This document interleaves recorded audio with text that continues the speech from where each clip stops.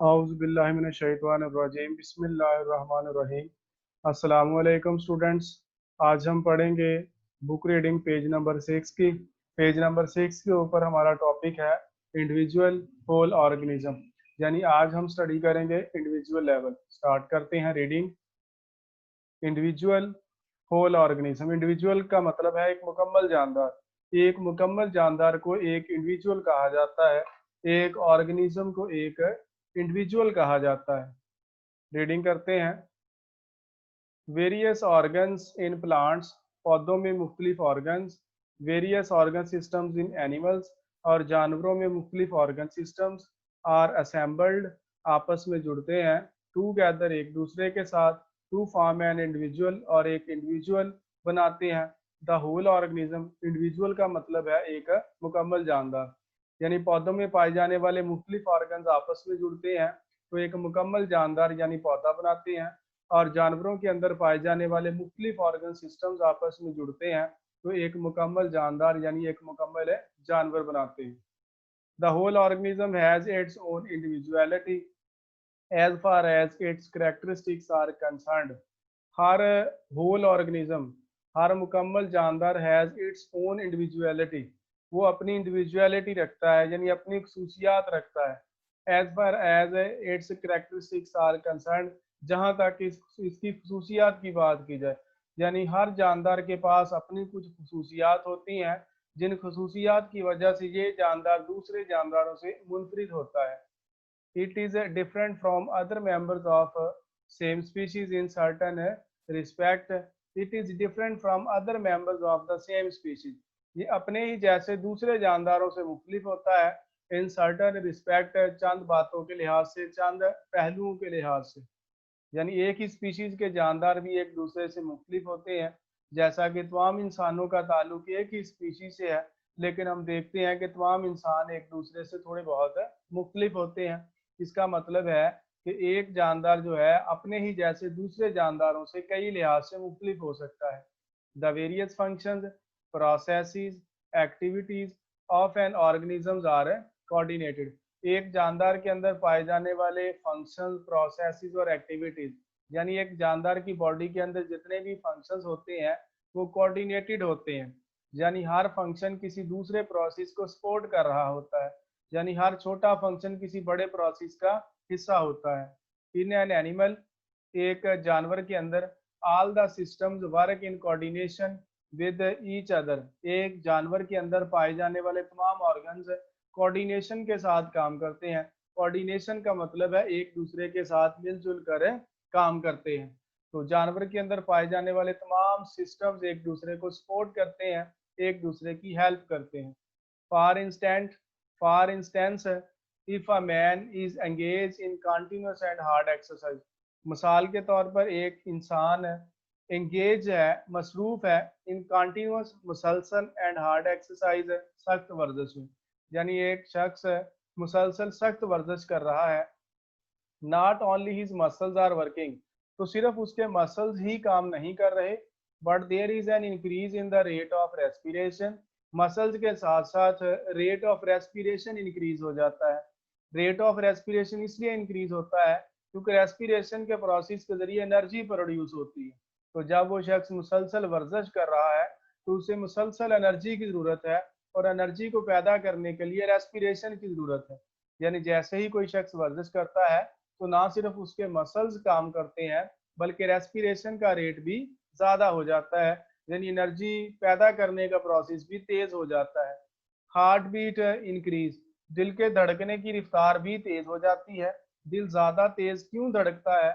To supply the muscles with increased oxygen and food, दिल इसलिए तेजी से धड़कता है ताकि ज्यादा तेजी से खून की सप्लाई हो सके, क्योंकि जब ब्लड सप्लाई होता है तो इस ब्लड के अंदर ऑक्सीजन और फूड होती है।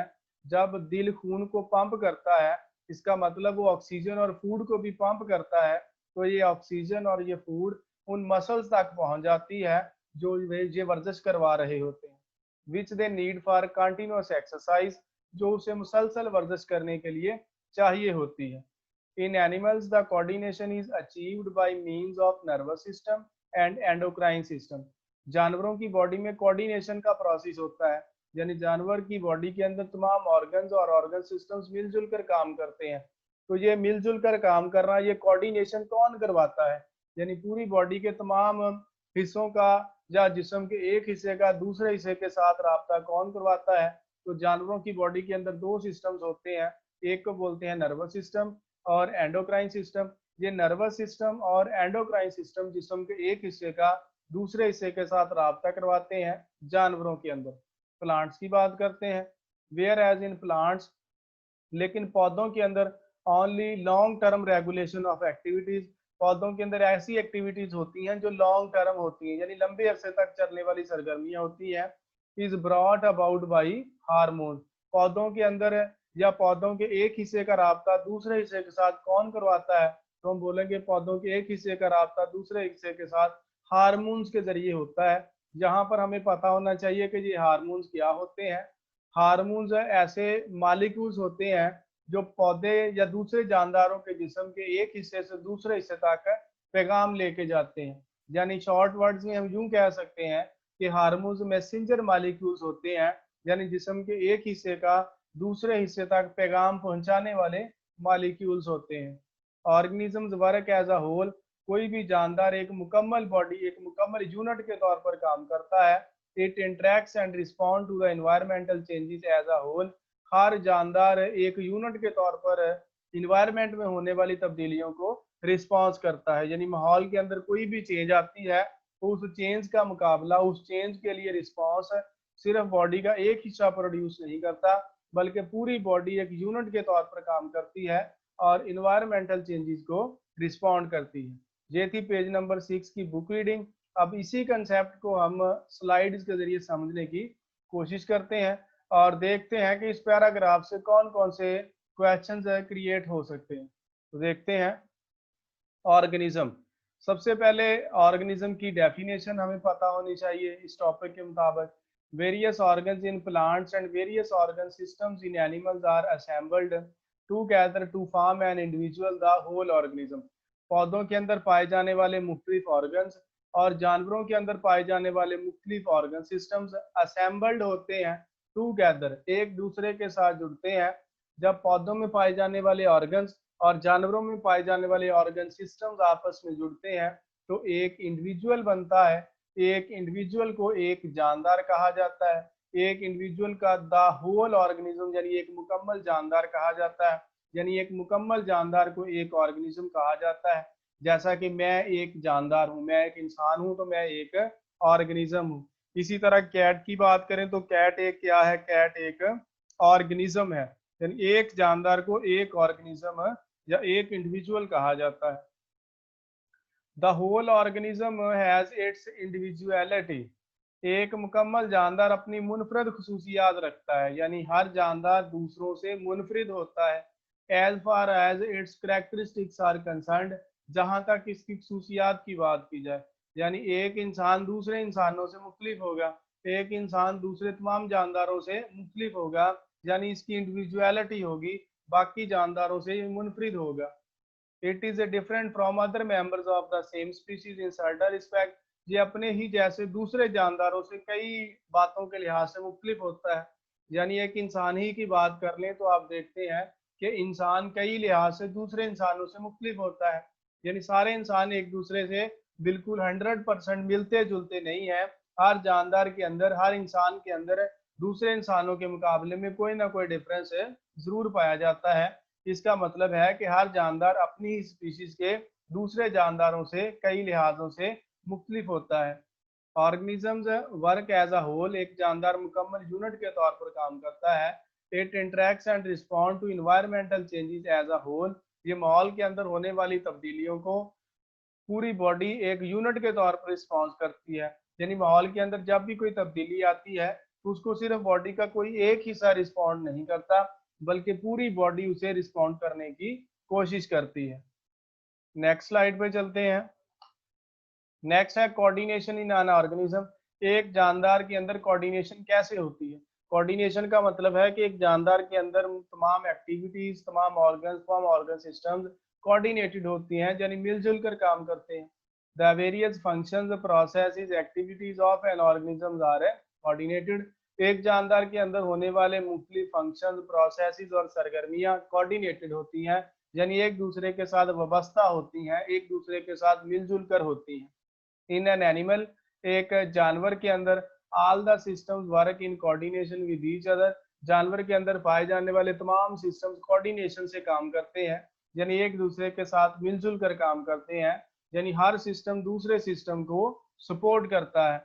जैसा कि सर्कुलेटरी सिस्टम है, सर्कुलेटरी सिस्टम सपोर्ट करेगा रेस्पिरेटरी सिस्टम को, रेस्पिरेटरी सपोर्ट करेगा एक्सक्रीटरी सिस्टम को, यानी सारे सिस्टम्स क्या कर रहे हैं, एक दूसरे को सपोर्ट कर रहे हैं, यानी हर ऑर्गन सिस्टम का दूसरे ऑर्गन सिस्टम को कोई ना कोई बेनिफिट है जरूर पहुंचता है। एग्जाम्पल ऑफ कोऑर्डिनेशन, इंसानों या जानवरों के अंदर कोऑर्डिनेशन की एग्जाम्पल बयान करें। फॉर इंस्टेंस, एक लम्हे के लिए सोचिए, if a man is engaged, अगर एक शख्स मसरूफ है in continuous and hard exercise, एक मुसलसल और सख्त वर्जिश करने में, not only his muscles are working, ना सिर्फ उसके मसल्स काम कर रहे हैं, but there is increase in the rate of respiration, बल्कि साथ ही साथ रेस्पिरेशन का रेट इंक्रीज हो जाता है, हार्ट बीट रेट इंक्रीज हो जाता है, to supply the muscles with increase oxygen and food, ताकि मसल्स के पास ज्यादा ऑक्सीजन और ज्यादा फूड पहुंचाई जाए, which they need for continuous exercise, जिसकी उन्हें उसे मुसलसल वर्जिश करने के लिए जरूरत है। यानी यूं कहा जाए कि जब एक शख्स मुसलसल वर्जिश कर रहा होता है, सख्त वर्जिश कर रहा होता है, तो उस वर्जिश करने के लिए उसे ज्यादा एनर्जी की जरूरत होती है, तो ज्यादा एनर्जी प्रोड्यूस करने के लिए उस जानदार की बॉडी के अंदर, उस इंसान के अंदर रेस्पिरेशन का प्रोसेस इंक्रीज हो जाता है, क्योंकि रेस्पिरेशन का क्या मतलब है, respiration is energy producing process. वो शख्स जितनी मुसलसल और जितनी सख्त वर्जिश करेगा, उसे उतनी ही ज्यादा एनर्जी की जरूरत होगी, उतनी ही ज्यादा एनर्जी प्रोड्यूस करने के लिए उसकी बॉडी के अंदर रेस्पिरेशन का प्रोसेस भी उतना ही तेज होगा।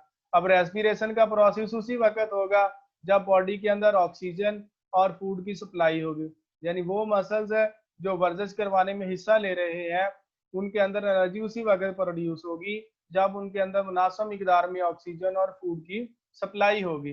तो जैसे ही वो शख्स वर्जिश करता है, तो दिल के धड़कने की रफ्तार भी तेज हो जाती है, हार्ट बीट इसलिए तेज हो जाती है, दिल ज्यादा तेजी से इसलिए धड़कना शुरू हो जाता है, ताकि वो मसल्स जो वर्जिश करने में मसरूफ हैं, उन्हें ज्यादा ऑक्सीजन और उन्हें ज्यादा फूड सप्लाई की जाए, ताकि वहां पर ज्यादा रेस्पिरेशन का प्रोसेस हो सके। जब ज्यादा रेस्पिरेशन का प्रोसेस होगा, तो ज्यादा एनर्जी प्रोड्यूस होगी और वो शख्स ज्यादा मुसलसल और सख्त वर्जिश जो है वो करता रहेगा। In animals, the coordination is achieved by the means of nervous system and endocrine system. जानवरों के अंदर कोऑर्डिनेशन का प्रोसेस दो सिस्टम्स के जरिए होता है। कोऑर्डिनेशन का मतलब है जिस्म के एक हिस्से का दूसरे हिस्से के साथ राब्ता होता है।